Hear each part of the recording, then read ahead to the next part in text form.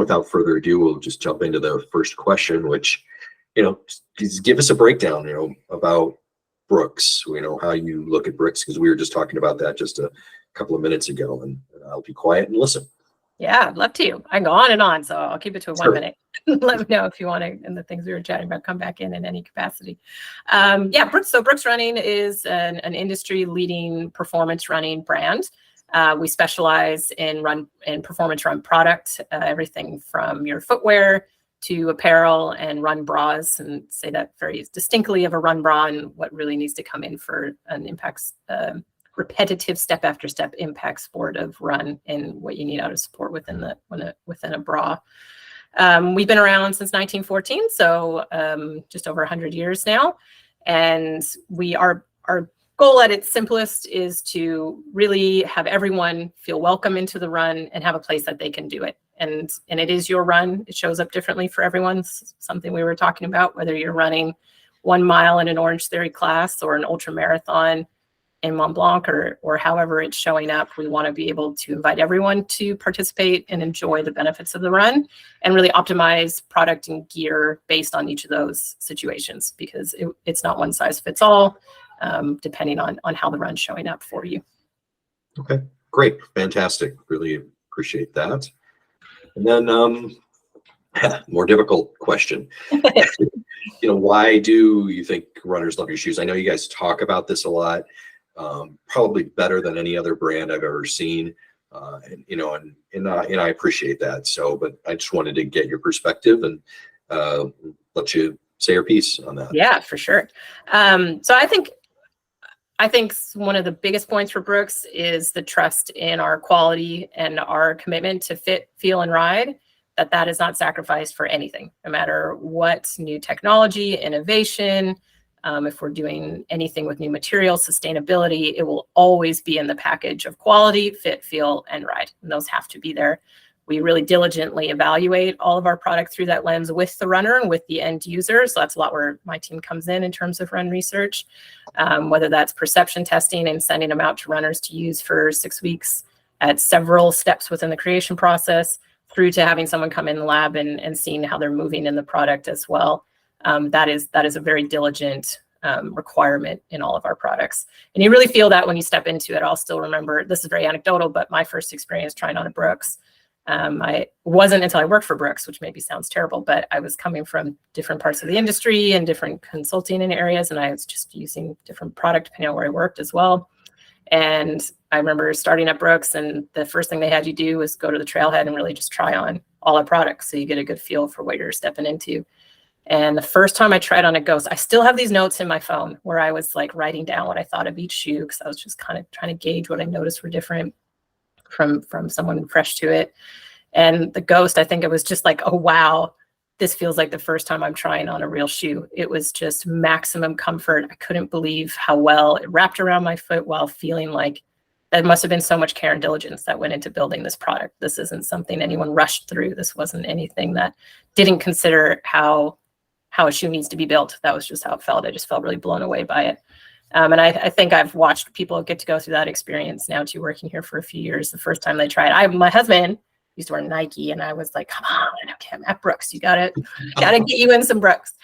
And he hasn't gone back. He tried them on, and the same thing. He was like, oh, it's just a game changer when you get to try on something where a brand's really so committed to that quality, fit, feel, and ride experience. Yeah, it's just magical. I think that's what brings people back.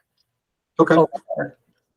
That's great to hear. I think it's just your perspective on this is interesting too, because I've been working on trying to look at the research and other things like that, trying to quantify comfort.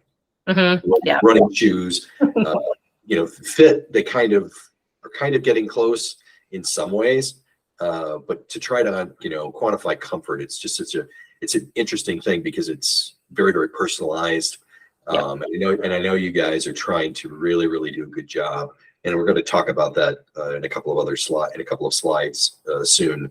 But just it's the feedback like that. That's just your statements really resonate. Let's just put it that way. Yeah. So, mm-hmm. Okay. So for shoe finder, I knew one of the slides was in there, and that's, it's what you just said is just a perfect lead into this, because I know when we were in your lab in October of last year that I did ask this question about your shoe finder and how that works, and trying to figure out, it's a difficult process when you don't have somebody directly in front of you, and or trying to get their feedback from different shoes to try and figure out what might work better for them. But if you could talk about your shoe finder app and kind of how that works from I think that would be great for our members. Yeah, definitely. We just updated our shoe finder again too. Part of what I was going to say is the shoe finder is very iterative. So we're always learning, we're always adding more. We always want to understand how to continue to do, these aren't one and dones. So shoe finder, when you're trying to find the perfect shoe for someone, and we are a brand who again builds for all who run, and your runs all show up in different way. And there's just certain things, if you only had a short amount of time to understand someone, the best way to get them into the product that will match for them, so that they'll keep coming back for more, and keep feeling like, okay, this is a brand that really listened to me and understands, like they're building for me. They're not necessarily, they didn't just throw me in something they built for someone else. So we go through a few kind of topical points. Some key ones again are how the run shows up for you. So are you running indoor, more of a gym setting? Is it also more versatile, and like you do a run with weights and something else? Because then you might want the one shoe that is good for that variety of types of activities. Are you running outdoors? Are you walking more predominantly? So also hitting into like a walk versus run space in terms of most use of your product. And how much are you doing it? Like whether it's distance or time. So like even with the walking, is it something like, yes, I kind of rec walk, but I might sit at my desk all day and then I do an hour walk around whatever neighborhood I'm in for a bit of movement, and then I still have to commute back home in my car or do something else, compared to I'm on my feet walking all day. This is just through nature of my job as well. And same for the run, and how far you think you're going. The next point would be more around like an experience preference. So we are a brand based on experiences. Our two main categories are cushion, kind of this run easy sensation, and speed or fast, run energized, quick, more sensation. And that can be interpreted differently for each person as well. So I actually love the energized line, but I am not fast. Whatever we want to see objective definitions of fast are.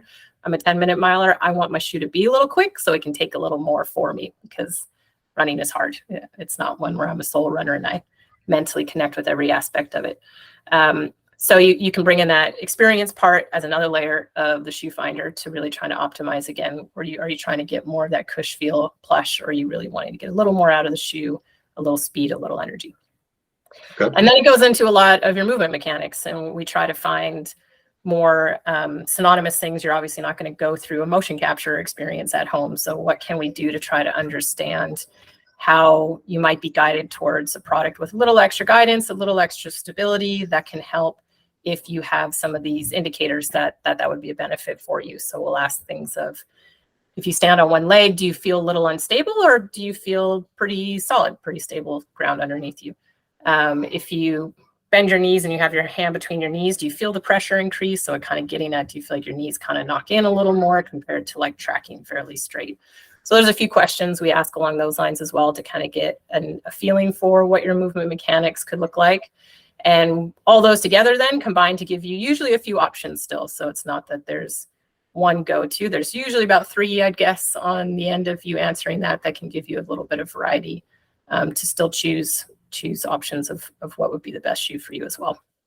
And then generally, besides Shoe Finder too, I mean, we really do a lot of work as a brand connecting with the SRA community or the run specialty, and they're true experts in the space of product in terms of matching you with you. So if you do have an SRA that's within distance of you, they're excellent teachers and guiders to get you to the product, and we partner with them very closely in terms of understanding our product and how it fits into their space as well, to help get you an extra set of experts you could talk to directly, in addition to getting the app, the Shoe Finder, through our website. So SRA stands for? Specialty Run Account. Sorry, yeah. Okay. No, I think it's a good thing to clarify. But yeah, I was going to say, I mean, I think having something like this, a Shoe Finder, is incredibly beneficial. Especially, I think, again, as podiatrists, most of us don't people always get asked, what's the best shoe? What shoe should I be running in? Which is one of the most difficult questions to answer. Yeah. Yeah, I would give patients guidelines that I had learned from some of my peers at the academy who had come before me and taught me great things on how to kind of evaluate a shoe for function and things like that. But as far as the ride, obviously it's very personalized. But having something like this to direct patients to, I think, is great. So it's like, you'll narrow it down. Maybe you'll have 3 or 4 different shoes. You can go to the store, try those on, and see what works best for you. And that's not always the end of the journey. You can always try different things. But I said it's just a good way to kind of get some idea, because the people at the running stores are going to throw jargon at you. And if you're a brand new runner, you're not necessarily going to know what those things mean. Yeah. Unless you've dealt with a lot of runners or had runners in your family and things like that. Yeah. You know what I mean? It's just one of those things. But thanks for breaking that down. I do appreciate that. So this was one of the things I was curious about, because I know there was probably some overlap between you and I cannot remember the gentleman's name who used to work at Brooks. I think he's at Google now. Had done Matt Trudeau. Who? Matt Trudeau. Yeah, Matt Trudeau. I always forget his name. I don't know why. I know he had done quite a bit of research, I think, with Calgary, but I'm not certain on guide rails and trying to use different things in shoes to limit internal tibial rotation and things like that.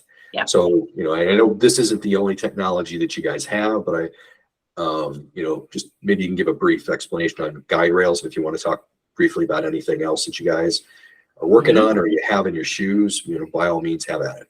Yeah, great. Can I show visuals? Would my face show up on this interview at all? Probably. I can't see it from my end, but let me get out of this and then I can kind of get back into the, oh, come on, mouse, wake up. I mean, I can open it up if you can't see me. Yeah, no, go ahead. Talk about, but I happen to have a guide rail shoe right next to me. So perfect. Visual cue to go through. Yes, so guide rails was, I'll start with like the point to me that's so beautiful about Brooks as well, is this really like yes and mentality. Like it's always like learning and adding. So the post was the technology for ages and ages of how to give some extra guidance to runners through the running movement. It's only looking at the ankle. It's only looking at the ankle in one range of motion. It generally kind of came from this viewpoint of like, stop it, stop the motion at all costs, which you need a certain amount of motion there to absorb impact. Otherwise, you're just transferring impact somewhere else anyways. But that's a little simplifying it too. And that's still an important movement. So we still want to be able to give guidance through the ankle in that plane of motion so that you aren't getting too sloppy, rolling in excessively in that sense. But there's a lot more movement linked with injury. So if you're only going after one movement, I mean, you're probably not really getting a super holistic system to it. So guide rails was our first iteration getting into a more holistic space. So you still have it's a kind of a two-piece main tech, but you still have a medial guide rail. So that's on the inside of the shoe. This is still meant to be giving that extra support through eversion at mid stance. That's why it's on, like you see a peak that kind of comes up and goes back down. And that peak is kind of right in the middle of the foot. You're going to have the highest amount eversion at mid stance as your foot rolls in. So it's just giving that extra little bumper. We kind of call it a bumper if you're doing, bowling with your child. But sure, the bumper you'll bump into that if it's needed will kind of give you a little bit of stability, pushing you back in. The yes and was coming in and adding this lateral back piece. So to your point, we didn't want to just focus on the ankle. You want to bring in the knee as well. So we still have, through years and years of research on running injuries, the knee is still the one of the highest, if not the highest, singular joint that comes up in terms of long-term injury for running. And how do you help support the knee more additionally? So the eversion is still linked with the knee. If you get some support there, you can still see a reduction in how much the knee is moving as well. And particularly that rotation. The rotation is what we've seen through literature and research is more connected to running injuries compared to flexion, just how much you bend your knees. That doesn't tend to relate so far that we've seen consistently in any way. So this back bumper was meant to help guide the heel. So when you're first landing, 95% of runners are heel strikers. I might not think they are, but a lot of people are still landing back there. And you land in the back lateral heel. So you tend to land a little bit backwards. And that heel rotation is also very closely linked to the knee. So they've seen in cadaver studies, as you rotate the heel, that rotates through the tibia, everything's connected in your kinetic chain, and you'll see rotation happen through the knee. So this back bumper has also kind of a design that goes up and back down, and the highest point being at the back lateral heel, because that's where 95% of people are landing. And it's again meant to be like a bumper that if you bump into it because you're having some excessive rotation there, it'll just help steer it back out, straighten it back out a little bit. And theory being that kinetic chain, it happens at the heel, but is going to rotate through the tibia up into your knee and help give you a little extra guidance there. So it's meant as a 1-2. Yeah, there we go. It's better. A foot will be better than what I'm showing with the shoe, but where the tech is on the shoe there is very intentional. Back lateral heel, middle of the medial side, to help from heel strike through your mid stance, which is where you're having some of the highest forces happening as well. And these two motions of eversion at the ankle and rotation of the heel that we have seen linked to rotation at the knee. So it's all meant to kind of help give that extra guidance to the ankle and the knee through the running motion. That was a very long explanation. I'm sure there's like a 2-sentence explanation that people want for the quick guide. You know what? No,